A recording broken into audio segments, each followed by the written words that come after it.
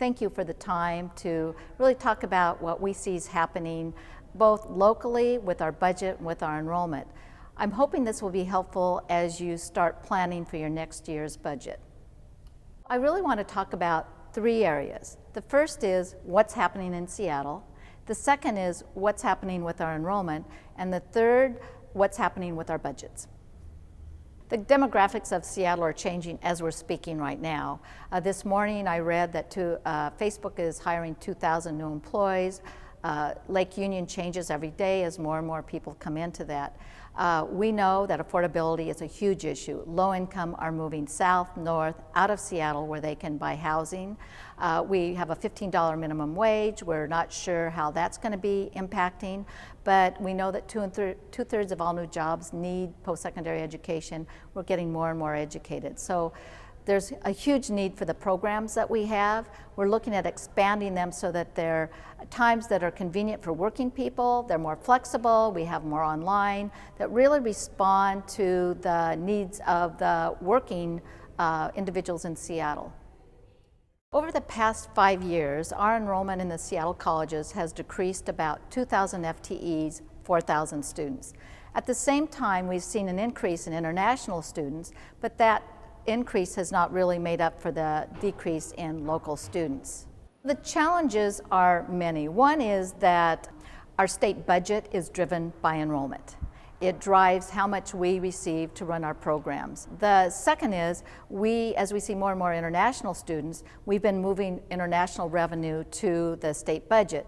My view is we have to be really careful of how many international monies we move to the state budget because we're real vulnerable to changes in the international market. What happens if something happens in the global that means suddenly enrollment from international stops or slows down?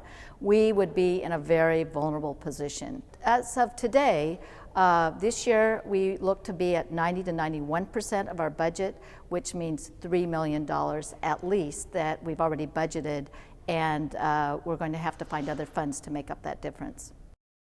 On the budget front, there's two areas that I think we need to look at. First, the legislature. I'm feeling positive that there's support for higher education, but the legislature has a number of other issues like K-12, so we're not sure where we're going to end up. Our highest priority is salaries for our faculty and staff who have gone way too long without any increases. We also have some additions for adult basic education, some other areas, but overall I don't think you're going to see a sea change in the support for higher education this session. The second is a budget allocation model at the state level for community colleges. It's been in development for about a year and a half now, and it's likely that it will be implemented. If it is implemented, given our enrollment situation, we could lose between $3 and $6 million. So we need to really be prepared for that, and our international student enrollment won't make up for that. The reality check for us is we start planning our budgets for next year as we need to be conservative. We're looking at potential enrollment declines and budget cuts. We're hoping that we can turn that around. If our enrollment shifts, if we turn that around, we'll be able to address it. But as we enter our budget planning, we need to be very conservative so that we're not setting up unrealistic expectations of our colleges for next year, especially as we go through this time of transition.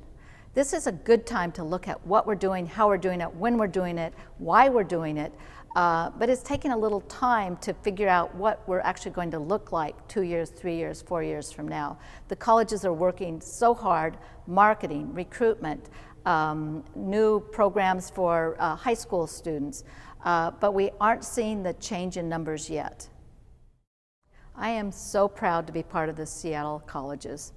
Our faculty and staff, I would put up against any community college and any college in this country. We've had bumps before. We've met a changing Seattle. We've always responded to the changes. Every student who comes here that I've met goes on and on about the incredible education they received in the classrooms at our colleges. I'm also proud of the innovations. We're known for some of our completion strategies. When students come our way, we're not just trying to get them in our door, we're trying to get them to completion.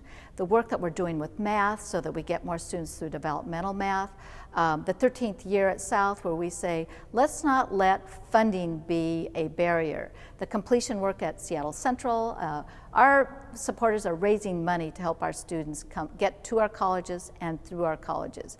We have STEM initiatives, our workforce programs are so in line with where the demands are, like the Pacific Tower in building healthcare programs there. We will be the provider of healthcare training in Seattle. So we're responding to the needs. Our faculty and staff are stepping up. They're coming up with new approaches to meet students' needs. We are well positioned to serve this city into the future. I need your help in 3 areas. First, get involved in the planning process for your budgets for next year at your colleges. Have a voice. Use your best ideas about how we can shape our colleges. The second one is I'm establishing a futures task force. We want to bring anyone in the district who's interested in talking about how we shape our great colleges for Seattle's future. I'll be putting a word out, and I hope you'll consider participating. I think together we're best able to meet the needs of this city. And the third, I need you to be ambassadors. Tell your neighbors, your friends, your kids, people you know, what a great place our colleges are to study, to learn a job skill, to prepare for the university. They can't do better.